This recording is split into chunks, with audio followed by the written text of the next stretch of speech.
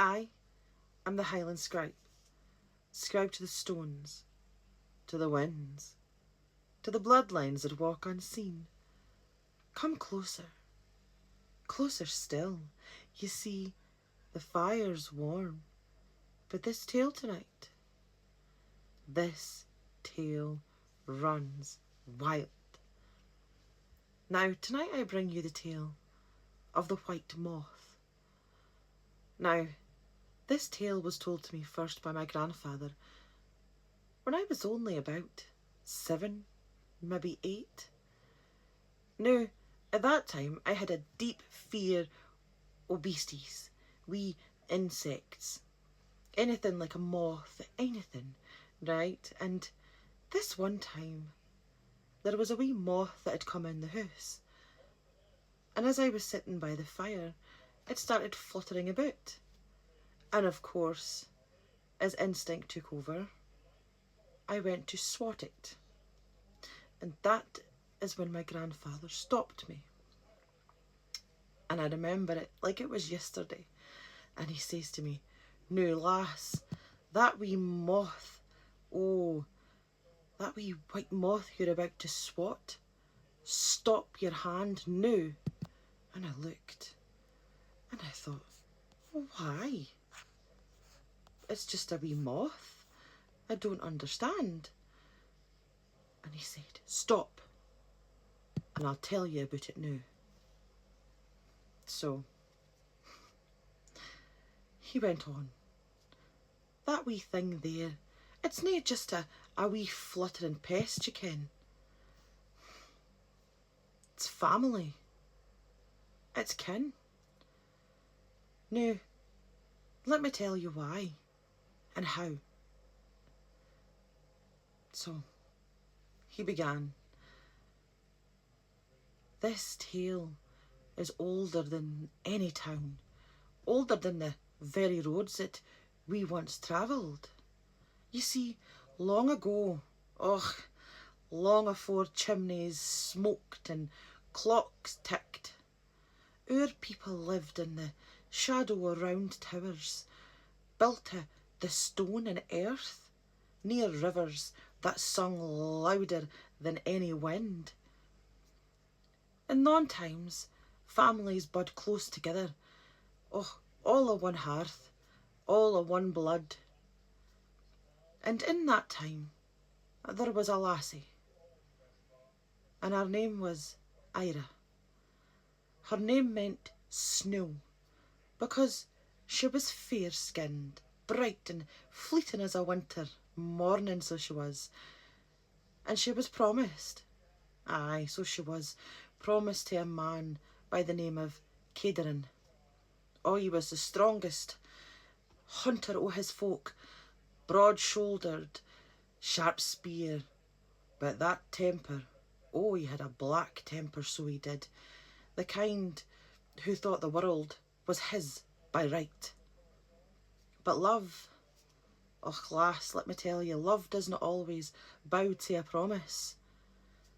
And one summer's day, when the sun burned and the air weighed heavy, Iris slipped away for her kin and her tribe. Down by the river she went, seeking shade under an old oak tree, so old that its roots drank the very bones. There, fate began twisting, and far along the path came Mael, a stone carver, and his hound trotting by his side. He was nae hunter. His hands were scarred, but no fae spears. But his eyes were keen, kind, and full of quiet fire. When they stumbled upon one another, words flew sharp as flint, and he called her proud, and she called him slow, and they laughed, though neither meant to. Sparks began flying, lass. Sparks between them, though neither of them lit the flame that first day. But they came again, She with excuses to walk, and he with his hound to tend to. And under thon oak tree, day after day, their hearts grew bolder. You see, love is a fierce fire. It hides, but it smokes, and soon enough her kin sniffed it out. Cederin promised to her, knew, oh, in his anger was a storm so fierce, he swore no hand but his would ever claim her. Oh, still the lovers planned.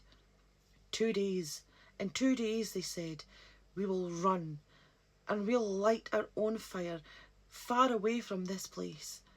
Start our own tribe, and the world can howl behind us.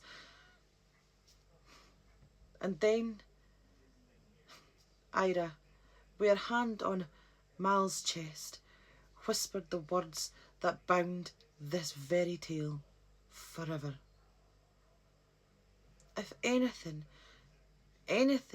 should ever happen to me, if I'm taken for you, I'll come back. I'll come back to the light, like a moth does to dance at the fireside. No just any moth though, but one as white as the freshly fallen snow. That's how you'll ken it's me. Maya laughed, though tears began welling up in his eyes. He believed her. He had to. But Cederin had heard. Jealousy rotted within him and made him hollower. He laid a snare by the oak, a cruel trap, meant for the stone carver's feet. And that night, Mael walked with his hound. There was unease in the air. The dog was greeting and halted and would go no further. You see, the owls felt silent, and the trees seemed to begin to bend closer together. He felt it. Danger. And it was as thick as smoke. And then he heard it. A cry. A scream that cut through the night. He ran. But he was too late. For it was not his foot that had sprung the trap, but hers. Ira, blood all over the grass. Her white gown was torn. Her eyes were wide with pain and love all at once. And he held her. He begged. But the life poured from her like water down a stream. Mael carried her to the oak and sat there until dawn, and he held her against his chest. He would not let her go, even when her people came and tried to take her body away. After that, he began feeding. He wouldn't eat. He wouldn't even carve. His kin feared his soul would slip and follow hers into the dark. Then came the night. It was a night of silence, as heavy as a stone. He sat by the fire, hollow as an empty bowl. And as he sat there, he heard it. A wee fluttering. He looked. There it was. A wee moth. But not just any moth. This moth was the largest moth he'd ever seen, and its wings were so white, whiter than any snowfall, whiter than bone, shining like the ghost of a moonlight. And it circled him, brushed his cheek and settled upon his hand. It stayed, and when he breathed, it fluttered as though it was breathing with him. And every night after, it returned, always at the fire, always by the light. He kent it was her. Maya lived. He taught the young how to mark stone and how to read the skies. He became an elder of his people, a man of wisdom, though sorrow never left his eyes, and always, always the moth came, until the night he lay down for the last time, and it rested upon his very lips. They say that when his final breath left his body, it went too, vanishing into the dark. And that's when he stopped and he looked and he said to me, "No, lass, when you see a white moth at the lamp or at the fireside, you remember this. It's nae pest, you ken. It's no a thing to swat. It's a love that's never died. Its kin come back to say that they're safe.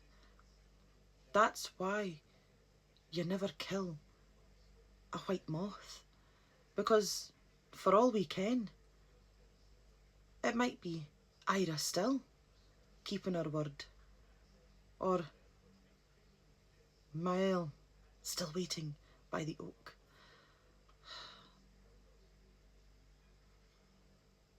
So dinna swat at wee moths. They could be fluttering back to let you ken that the firelight reaches as far as the other side.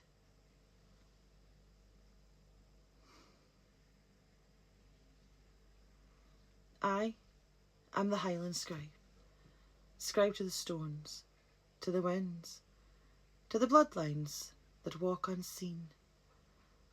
And until the fire lights again, sleep tight, wanderers.